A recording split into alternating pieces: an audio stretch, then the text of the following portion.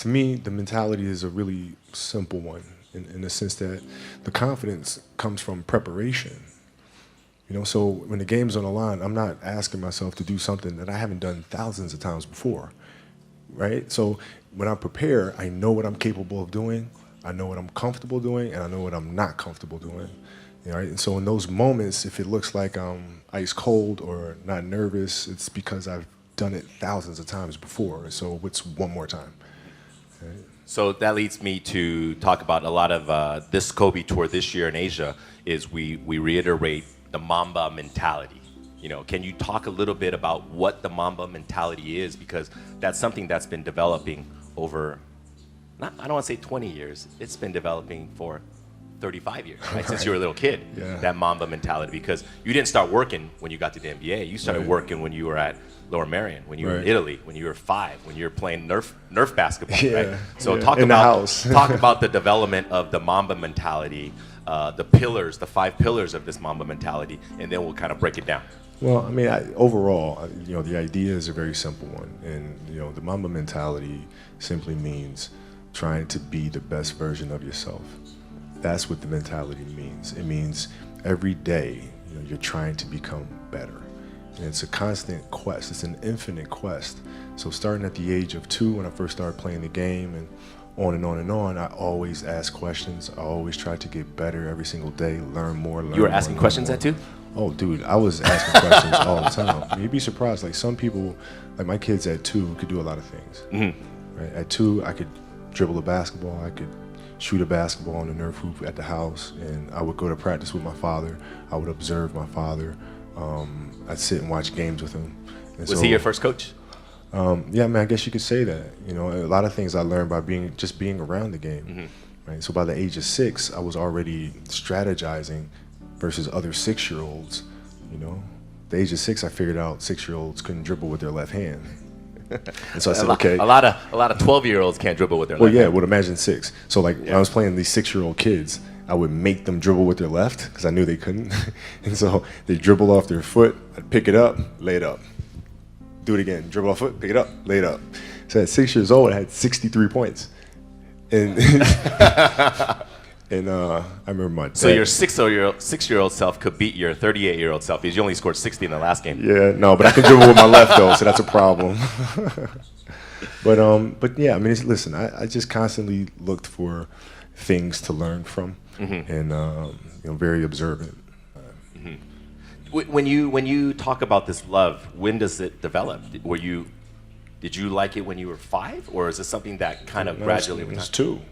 I was born, and I was born to play basketball. You know what I mean? And I played a lot of different sports, but nothing brought me the sense of peace and of escape, that the game of basketball did. Is it an escape when you get on the court? Is that your zen time, your solitude time? Yeah. Even though it's a teamwork game? Yeah, when I need that escape, it's there for me, right? When I need a friend, it's there for me. When I need to vent, and don't dunk and the Mamba comes out. It's there, So the game is absolutely everything for me. Mm-hmm. When we talk about trying to get kids to be passionate, I don't think your situation is the norm. Not every kid knows their passion at 2 or 5, right? Mm-hmm. How do kids find that passion then? Well, right? I think as parents, you embraced it right away too. I mean, I think as parents, we try to put them in different things, try to expose them to as many things as possible, and then see if there's one thing that connects with them. Because if it does, you don't have to tell them to do it. Whether it's writing or painting or drawing. If they have that passion, you don't have to tell them. They'll go off and do it because it's just fun. They'd rather do that than anything else. So, but as parents, it's our job to just expose them to as many things as possible and see which one they gravitate to the most. It's interesting because you talk about kids, right? Originally we were talking about you. Now you're talking about your kids and their passions.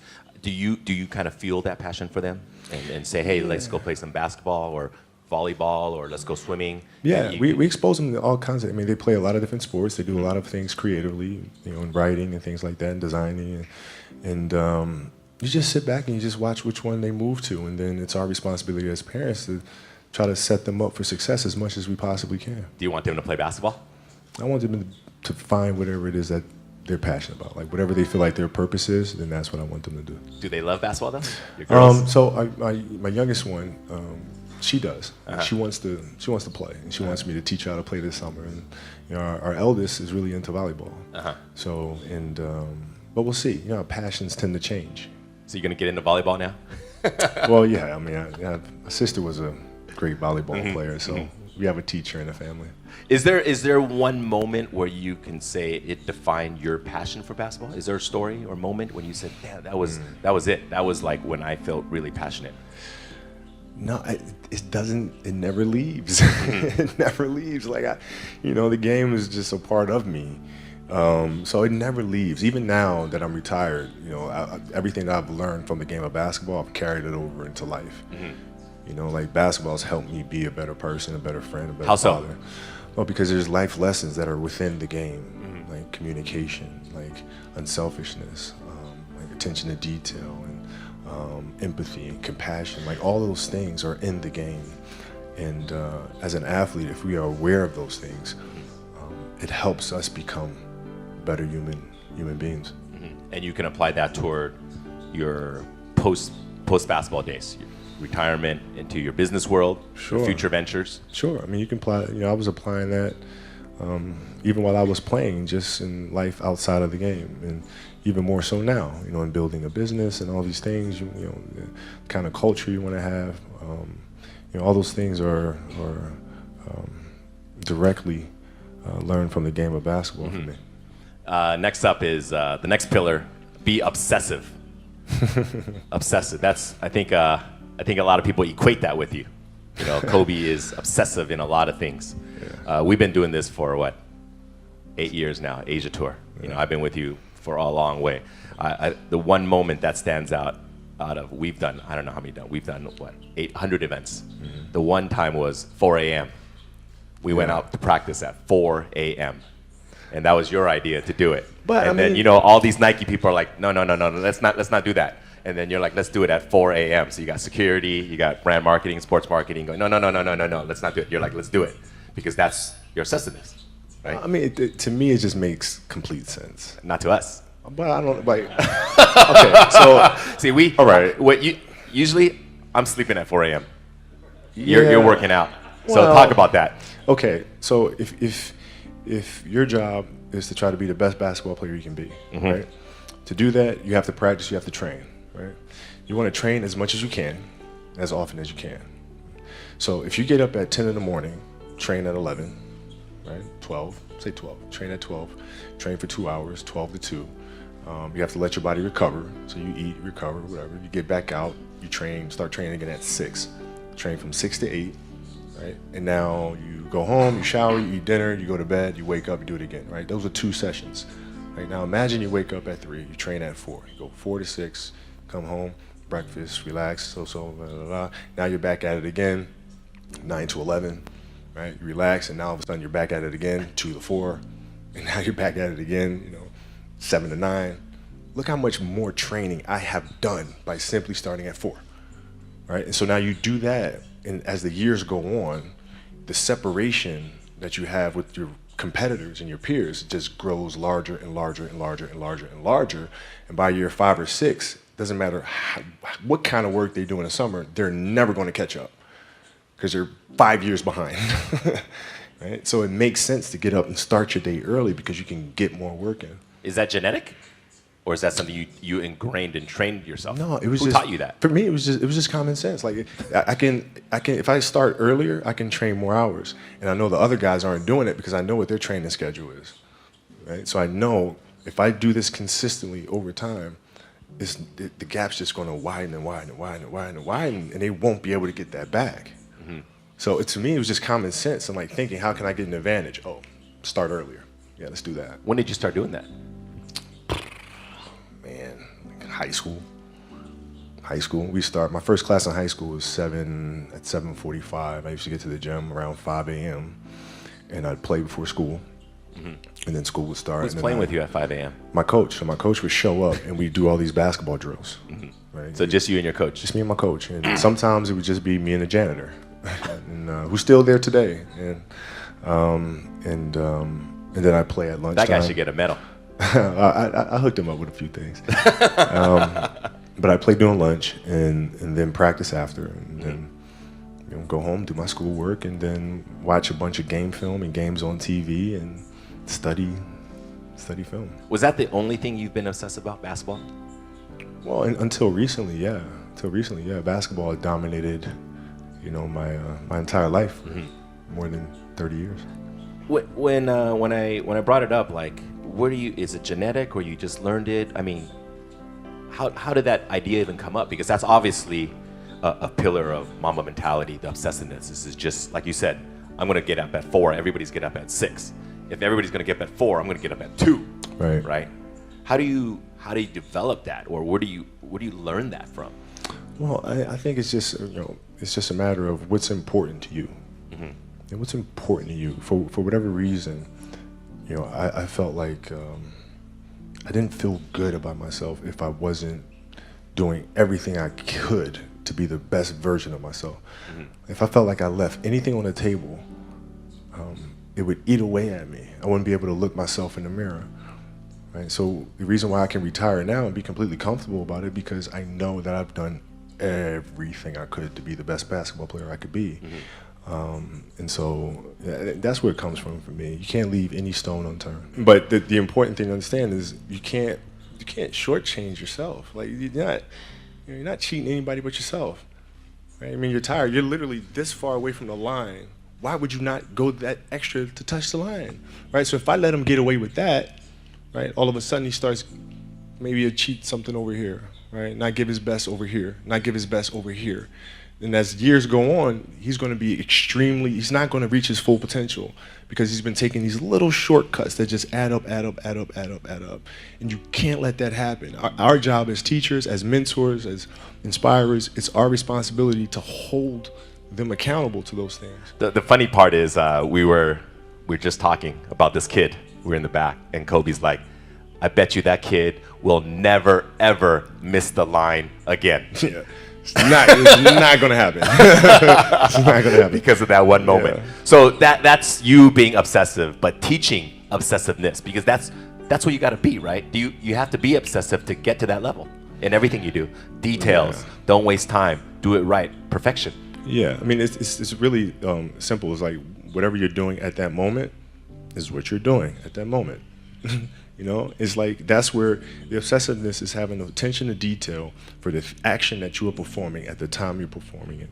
And if you can have that kind of focus, you can't help but to have a certain level of obsession or attention to detail. Moving on to the third pillar is to be relentless. That we know you for. We see you on TV being relentless. First quarter, second quarter, third quarter, fourth quarter, attack, never letting your teammates slack off. Attack. How do you get that? Talk about what is the meaning of relentlessness to you? Well, it's to never, to be unyielding. Never give an inch to anybody. Never. Like you're always going after it. Always going after it. And if there's a challenge that ensues, oh, good, I want to see how I stack up to that. So you go after it. And it's just, it's fun. It's like you get a chance to compete against opponents, and you get a chance to see where you stack up against them. It's like, I want to see. Maybe I'm not good enough today. But that's fine. I'll be good enough the next time I see you, though. And you get a chance to always measure yourself. And it's just fun to do that. So I guess that's where relentlessness comes from. Is it something that's also learned or ingrained, or is it something you kind of learn over time? Because these things that we talk about in the Mamba mentality, for you, it's second nature. It's not for a lot of people, right? A lot of it is trained, or it's not God-given. I had to learn it as well, though, because I had a year of playing. Like when I played basketball in Italy, I was taller than everybody else and faster, like the age of 11. And I came back to America to play basketball, and it was not the same thing because kids were bigger, stronger. And so I went through a summer of playing basketball in America where I didn't score 1 point. It was one league, I didn't score 1 point, and it was devastating. But I had to, I'm not giving up. It's not going to happen. So you bounce back and you keep playing, you keep practicing. But I mean, it wasn't handed to me. You didn't score 1 point? Not one. I mean, not even a free throw. And you were 0. You were how old? 11. 11. Were you playing against 25-year-olds? No, I was playing against 11-year-olds. No, I was playing against 11-year-olds. That's hard to believe. Wow. I know, but I was playing against 11-year-olds and I didn't score 1 point. And then was that did it hurt you? Were you? Well, yeah, it was very embarrassing because my father was a Philadelphia basketball legend. Mm-hmm. My uncle was a Philadelphia basketball legend, and now here I am, this kid with like these really big knee pads, and I'm walking around and I can't score anything. So it was like really embarrassing. That drove you? Of course it did. Of course it did. And I vowed to be much, much better. So you live for those moments where you're embarrassed, when you're down, people kick you, don't let you score. Those are the moments that drive you. Well, I mean, those are the moments that occur, right? So whatever moments occur, good, bad, or indifferent, I can use those moments to propel me forward, use those as fuel to help me be a better player. Is there a moment in your NBA career where you felt like you didn't hit that mark and that was a huge transition for you? Yeah, I always felt like I missed marks in the league. What were some of the down moments for you in basketball? Well, losing to the Celtics in the finals in 2008, I mean, that was tough. And that hurt me too. Yeah, I mean, it was brutal. And I remember at night in the hotel room after we lost, just thinking to myself, I may never win another championship. Like, I might have just, like, this is it. It's too hard to get back here. Maybe it's not in the cards to win another one. And so I go through that night of being mad. And then the next morning I wake up and I start thinking, nah, I gotta fix this. So where did it go wrong? Why did we lose? Right? We weren't tough enough. Okay, we weren't tough enough. Whose responsibility is that to make the team tough? It's mine. All right, so now I have to start figuring out how I'm gonna lead this team differently so to make sure that when we get to the finals the next time, we are tough and ready for this challenge. And that's how you bounce back from those moments. That was 2008. 2008. Right? 2008 against the Celtics, and I mean, all of Laker Nation was hurt especially because it was against the Celtics. Right? It was painful. Celtics. You can't lose. Celtics, come on. God. Celtics? Well, yeah. Because also that was their like 17th, right? Yeah. For their organization, and the We Lakers. don't talk about that. Yeah. And then you bounced back the next year against Orlando. Orlando, Right? beat Orlando, then got our revenge against the Celtics in 2010. Did beating the Celtics feel better than beating Orlando? Oh yeah. Oh yeah. Yes, yeah, oh yeah. I mean, I grew up such a Lakers fan, and so like the Lakers and Celtics rivalry, just hate 'em. everything. Yeah, Oh, like you hate them. we can't. There's just no way I can be on a Lakers team that loses to the Celtics twice. No. It's a funny No, thing no, no. because in Asia, me being here in Asia too, a lot of fans are fans of a player, and they love that player, and subsequently they love that team that player plays for.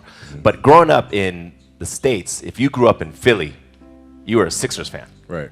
and then if you grew up in LA, you were a Lakers fan. Right. You were also a Dodgers fan, and at the time you were a Rams fan. You affiliated with your city, Right. and then the city that you hated was your arch enemy. So Right. if you're a Laker fan, you just hate the Celtics, and you hate every team Yeah. every team that loses them. You root for every team against the Celtics. No question. Yeah.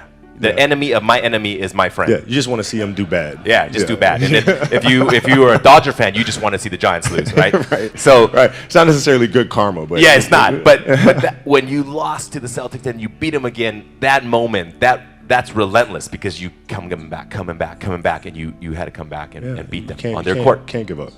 And then was that a big moment for you beating the Celtics? It was huge, because I've seen us as a team grow so much from 2008. Powell, Lamar, all our guys, like how much we have grown since the last time we faced this team, and I couldn't be any more proud of them. It wasn't even about me. It was about sitting back and watching us as a group, and we just accomplished this amazing thing, and now we can all enjoy it together. So, moving on to the next pillar is to be resilient. I remember this time last year you came and we did a premiere for a movie you did, Muse, and a big part of that movie was talking about your injury and coming back to be resilient.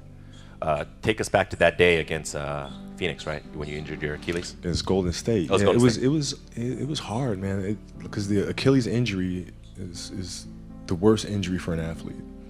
It's like the worst. It's like the kiss of death. And when I ruptured my Achilles, I knew what happened. I knew the severity of the injury, and I didn't know if I was going to come back from it. Yeah, in the locker room, you were crying. Yeah, I mean, I didn't, like, this is it. Like, my career could be over right now. So How do you get back from that? Because, you know, when you talk about injuries, you know, people sprain their ankles, dislocate your fingers, but Achilles, Yeah. People don't come back from that. Well, athletes don't come back from that to the level they were before. Yeah. How do you get that resilience? How do you fight that? Well, what I did is, I went home and I was just really angry. And Angry? I was angry. I was mad. I was angry. I worked so hard for us to get to the playoffs and to have a chance to win another championship, and then this happened. So I had a lot of anger. And then from the anger, then I was sad. And then you start feeling bad for yourself. And then you say, all right, okay, I'm done being a baby. Okay, what am I going to do now? Because I can't sit here and give up. That's not an option. So now what? How long was the cycle from this anger? This is one night. One night. This is one night. It's one night. It was Because like, you started writing in the middle of the night, right? You wrote that. You wrote that. Then it was okay. What are we going to do? So it was one night. But then then you start. It's a process. You look at process. Mm-hmm. What am I going to do? What can I control? Surgery. We'll do the surgery. Come out of the surgery. Recover. From there, physical therapy. Okay, physical therapy. Piece by piece by piece by piece by piece. Start running. Back on the court. And so I broke things down into sections and said, okay, I'm going to focus on resting right now. This is it. I'm going to focus on moving my toes and then walking. And then, so you look at every challenge at every step.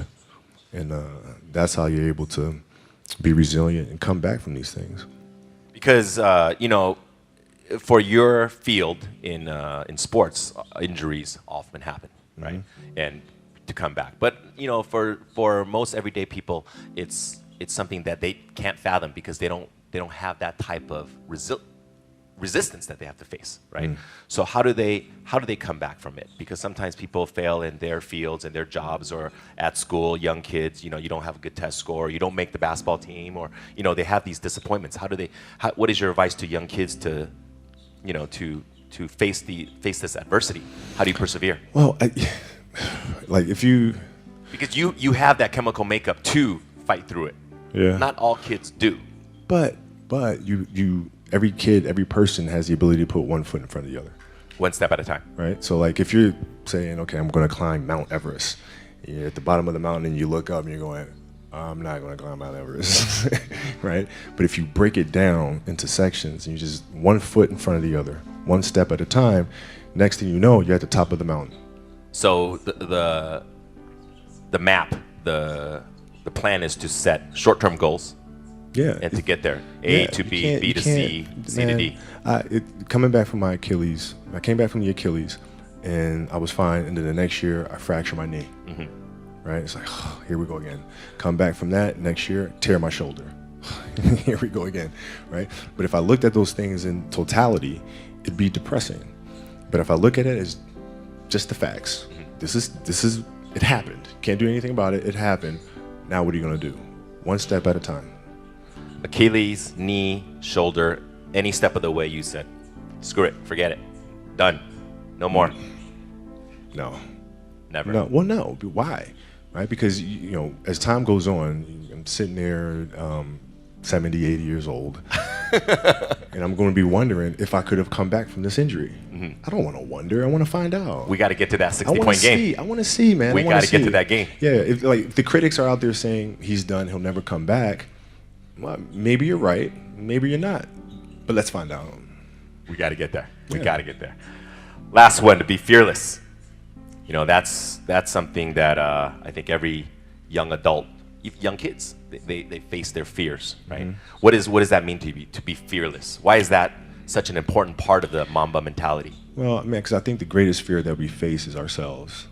Actually, I think it's not anything that's external or anything that's superficial. I think the greatest fear you face is yourself, because we all have dreams, and it's very scary sometimes to accept the dream that you have, and it's scarier still to say, okay, I want that. It's scary. because you're afraid that if you put your heart and soul into it and you fail, then how are you going to feel about yourself, right? So being fearless means putting yourself out there and going for it, no matter what. Go for it, not for anybody else, but for yourself. When you got to the league, you were 18. Did you have any fears before getting there, or when you got there right away? Yeah, I mean, I had fears that everybody was going to be right. I made a poor choice, poor decision. Jump from And high I school wasn't- to the NBA. and I wasn't going to amount to anything. So that was always in the back of my mind, for sure. And then, so out of these 5 pillars, which one do you think comes first? Being passionate, being fearless, relentless, resilient, or they just come together all? No, this funny thing is, like, we created these separate pillars, but the reality is it's all one thing, because it all comes from within. It all comes from within us. We all experience these things at different stages and different points, different times. The key, I feel, is just to be aware of those moments as they occur. Right? You're aware of a certain fear or a certain obstacle or challenge, right? You're just aware of those things, and then from there you can navigate through them. But I look at them all as one connecting thing. Because I think being fearless, this last one sticks out in my mind a lot because, being in Asia, Asian kids, a lot of times they're a little bit more boxed in thought, in mentality, as opposed to Western kids. Western kids, a lot of the family, the environment, ever since a young age in school, it's preaching independence. Speak your thoughts, be creative, independent. A lot of that. It's also reiterated by teachers, principals, mothers and fathers, and aunts and uncles and coaches, is to bring name to yourself and to be independent, to be out there and go on your own. But in Asia, a lot of the cultures, whether it's Chinese, Japanese, Korean, it's don't go out there and do crazy things. Don't go out of your comfort zone. Make your family proud. Don't bring other people attention. Just do your thing, do it well, but don't bring attention. And I think a lot of kids are fearful of going out of this box, right? Is there advice for these kids? Because a lot of times it's a cultural difference. Sure. Right? How do they put themselves out there when? I think, listen, it's very simple. You have to dance beautifully in the box that you are comfortable dancing in, right? So, like, everybody's box is different. My box was to be extremely ambitious within the sport of basketball. Your box is different than mine, right? Every kid here has their own box, but it doesn't mean that your box isn't as beautiful as mine, right? Everybody has their own. It's your job to try to perfect it and make it as beautiful of a canvas as you can make it. And if you have done that, then you have lived a successful life. You have lived with Mamba mentality, right? So it doesn't mean you have to go out here and do all of these crazy things. I'll have to be like this person or that person. No, what are you comfortable being? What is it that you want to do with your life? And once you have that, then you try to live it to the best of your ability. So, growing up in Italy and then moving on to Philadelphia and then to LA, obviously you talk about this box, right? So is that box constantly changing? Are you trying to get out of your comfort zone even when you were, first year in the NBA and then 10th year in the NBA and then even this year? Does that box, this metaphorical box you talk about, does that change? No, I never looked at it as like I'm just going to, try something completely crazy or like just go out of my box sort of thing. I just looked at it as I want to be one of the best basketball players who have ever played. That's the end goal. Okay, how do I get there? How do I get there? And every decision I made in my life was centered around the process of helping me eventually get there. You know what I'm saying? So I had that purpose. And once I had that purpose, every decision that I made was centered around that purpose. You think you got there? Looking back upon it now, 2 decades in the NBA, high school, Italy to high school, in Philadelphia to the NBA. You spent your whole career with one organization. To me, is your biggest accomplishment, to be with one team. Thank you. You look back upon it now. when you had your goals as a kid. You're 5 years old, you wanted to be in the NBA. And then when you're at Lower Merion in Philadelphia, and those dreams started to become, hey, I'm going to get there, right? And then you're in the NBA, you set goals for yourself. You talk about all the time, when you're young in the NBA, you set personal achievement goals. I'm going to win a game, I'm going to win a championship, I'm going to win the MVP, I'm going to win this, I'm going to win that. And then later on, you changed because you said, I'm just going to get better. And if I'm going to get a better left hand, I'm going to have a better three-pointer, I'm going to have a better free throw. Those other personal achievements come naturally. Now you're done. Played your final game, 60 points. You dropped it on Utah. Mamba out, right? Yeah. You look back upon it now. Where do you see yourself? Did you do everything you wanted to do? Did you become the best basketball player you could ever become? Well, Did you become the best? It's GOAT? It's weird. Like my vision of what my goal is changed drastically as I got older. So like as a kid, I said I want to be the best ever, right? And now you go through your life and everything you do is try to be the best ever, be the best ever, be the best ever. And as you get older, you start understanding that those things are very superficial things, right? And everybody has a different opinion about it. No matter what you do, I can win 20 championships. There's always an opinion on who's the best. Everybody has different opinions. And so I started really kind of understanding maybe that's not the important thing. Maybe the important thing is to, how do we as a team grow? How do I help my teammates be better? So that was the first change for me. And then as I got older still, it became more about how are you inspiring others, right, to find themselves. That is the ultimate championship. So won 5 championships, that's great. Another team won a championship this year. Team's gonna win a championship next year. Those things come and they go. But what stays is how do you use your passion and use that to inspire somebody else to create their passion, and then how can they pass that on to the next person? That is true success. So my goals have changed drastically from the time I was 6 years old to the time I was 17 to the time I was 25, and now sitting here at 37. So now you left the game of basketball. We're here in Shanghai. We're going to end our talk today because we've gone a little bit past our limit, but I think everybody is very happy to be here, and I think they learned a lot about the Mamba mentality, right? What's next, for you? Well, I mean, it's always teaching the game, right? Teaching the game through various ways. We do camps and clinics, we do those things, but also through storytelling, right? How can you share stories with the rest of the world that challenges them to look internally? And to learn things like process and learn how to navigate the sense of self and all these things. How can you infuse that into entertainment in a way that pushes our culture and our society forward? Those are the questions that I'm really, really intrigued by, and that's what we'll focus on. Ladies and gentlemen, one of the greatest of all time, Kobe Bryant. Thank you. Thanks so much.